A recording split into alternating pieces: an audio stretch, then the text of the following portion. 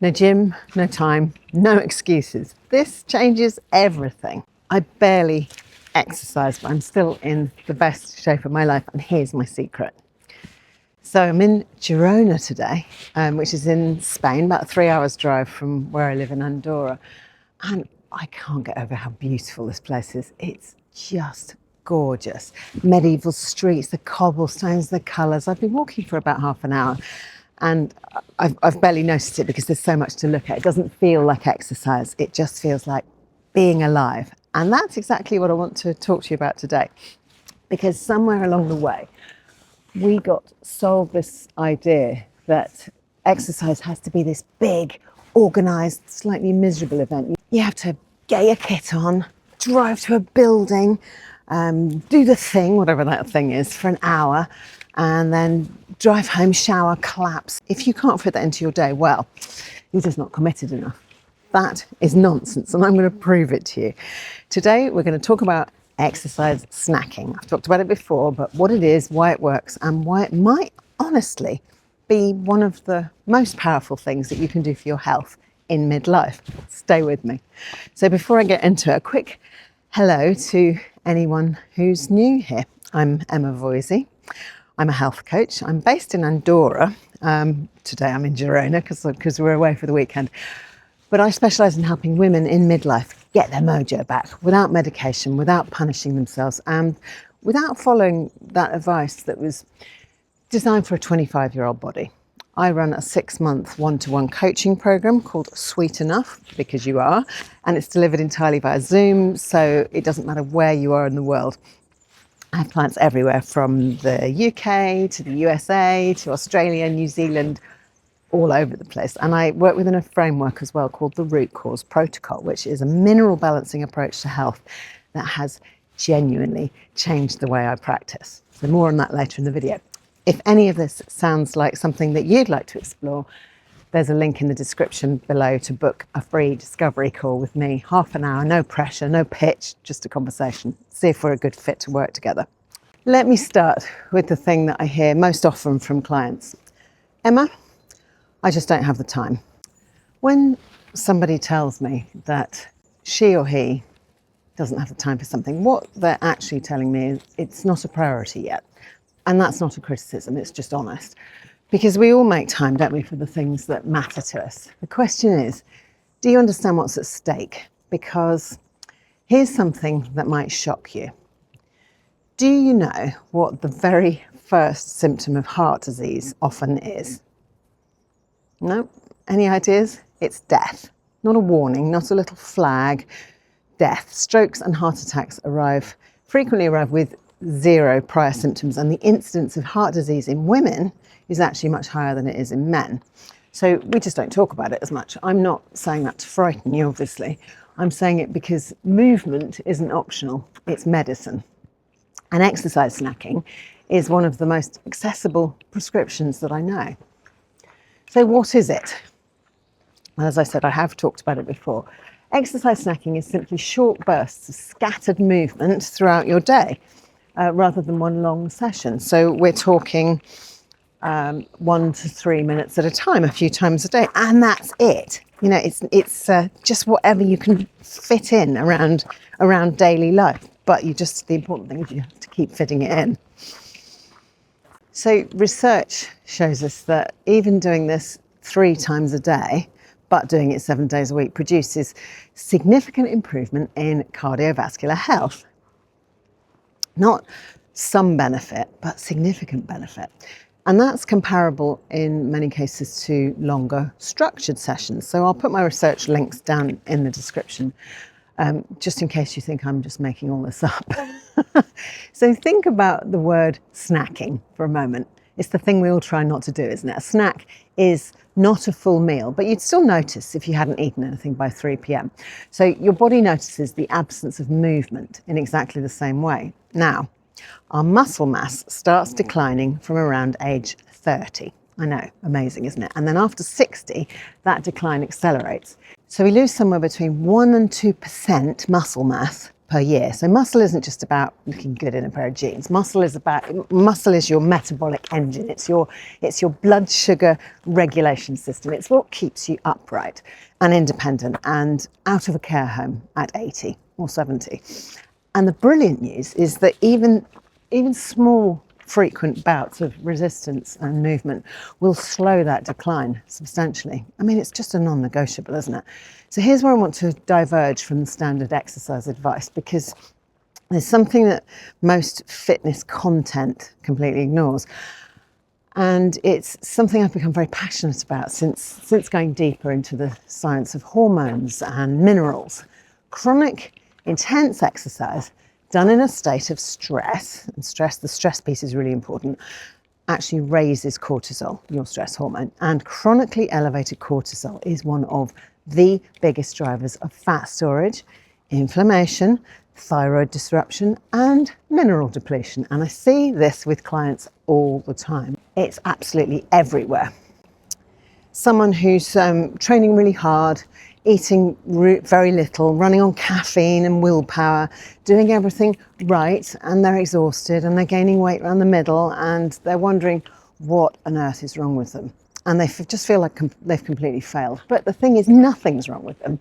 Their body's under siege. Long, punishing cardio sessions done repeatedly in a depleted state can and probably will deplete your magnesium, your zinc, your copper, the very minerals your body needs to make energy, balance hormones, and recover properly. So exercise snacking largely sidesteps this problem because short, sharp bursts of movement, they don't provoke the same chronic cortisol response.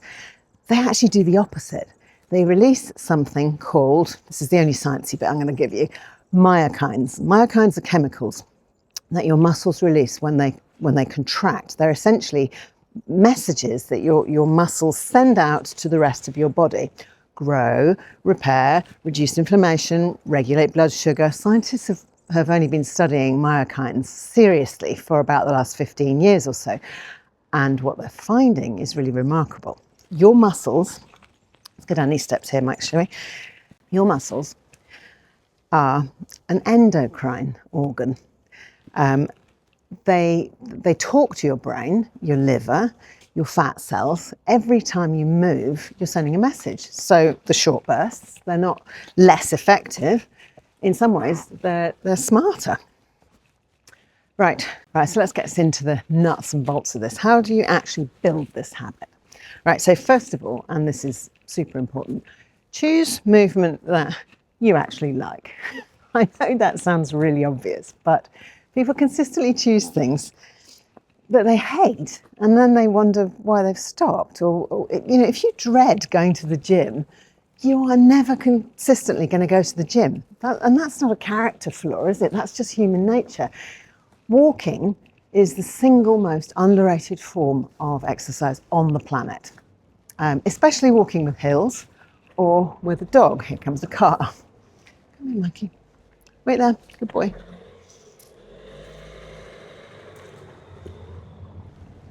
You wouldn't think cars would come through these tiny little streets, would you? Especially walking with the dog. My dog, Mikey, here, gets me outside every single day without fail, at least 3 times. He does not accept excuses, and there are no days off. But exercise snacking is it's specifically about fitting movement timing, fitting into the gaps in your existing day. You're not carving out new time. You're using time that's already there. Every time you go to the bathroom, do 10 squats before you wash your hands. You could wall sit while you're on a call, or you could do calf raises while you're waiting for the kettle to boil. Take the stairs always. If you work on the 17th floor, take the lift to the 12th and then walk the rest. Within 2 weeks, you're going to be jumping out at the 10th. Carry your shopping, so make it progressive. Carry your shopping rather than using a trolley, park further away, all the regulars, all the stuff you've heard before. Get off a bus stop earlier. Walk to a colleague's desk instead of sending an email. Every single one of these little things, individually small things, is an exercise snack. And I've said all of them before. So if you've been following my videos for a while, I'm sorry, not sorry, if I'm boring you. If you are desk bound, please consider a standing desk. Mine cost me about 100 quid from IKEA, about $100. And one of my cats now sleeps behind me on the chair. That's how rarely I use the chair. So if you want to go further, a walking treadmill under your desk means that you can be gently moving all day long while you're working. That metabolic effect of that is extraordinary. Now, I want to add in something here that most exercise videos won't tell you, because this is something that I've come to understand through my training in mineral balancing. So when you move regularly, your body needs fuel, obviously. And I don't mean carbohydrates and protein, although yes, real food obviously matters as well. I mean minerals. Magnesium is used by over 300 enzymatic processes in your body. Every time your muscles contract and relax, magnesium is involved. Every time. Zinc supports muscle repair and immune function. And copper, which is rarely spoken about, is involved in energy production at a cellular level. So if your minerals are depleted, which is extremely common in midlife, your body's going to struggle to recover. It's going to struggle to build muscle, and it's going to struggle to regulate the hormones that make exercise feel good rather than crushing you.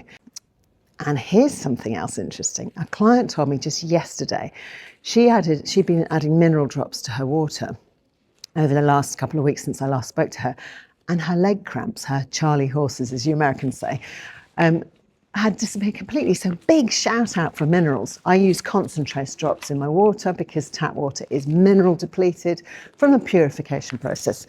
So tap water is also known as hungry water, and it robs valuable minerals from our bodies. So adding them back before you drink it is really important. That's why I always encourage people to nourish, don't punish. Moving your body more is brilliant, especially when you're eating real food, rich in the minerals that your body actually needs. That's your liver, your eggs, your red meat, your shellfish, your bone broth, actual food, not supplements designed in a laboratory. Pigeons are cooing, they're so lovely. It's so peaceful here. And yesterday, we saw kestrels nesting on the front of the big ancient buildings. Some of these walls, some of this goes back to Roman times. Right, let's go into the old German garden, dated 1690.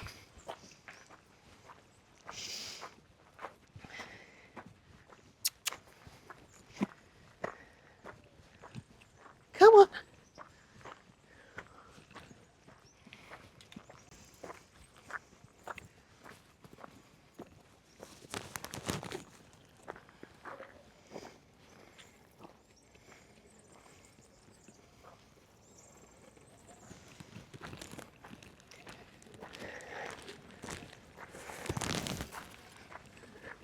So the question isn't whether exercise snacking works. We've established that. The research is really clear. It does. The question is, how are you actually going to make this a habit?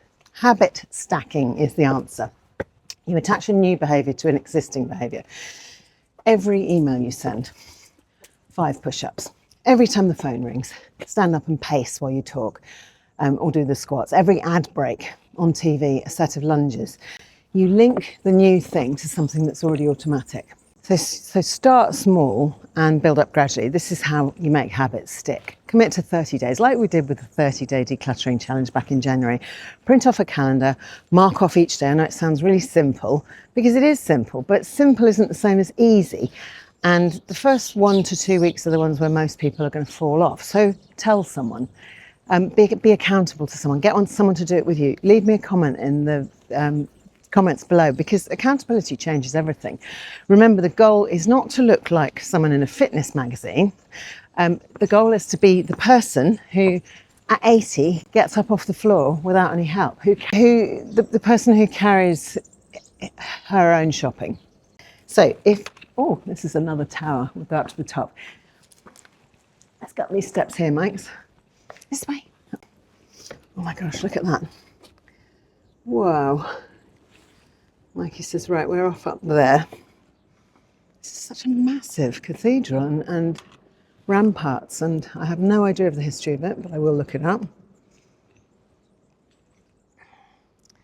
Come on, Mike, let's go up this tower. Because it's early, there's nobody here.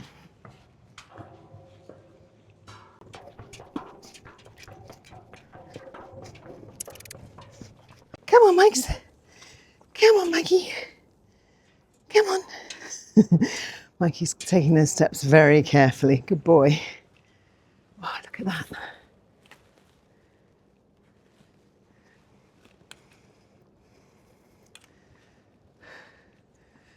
The city of Girona, and gosh, it's warm up here now.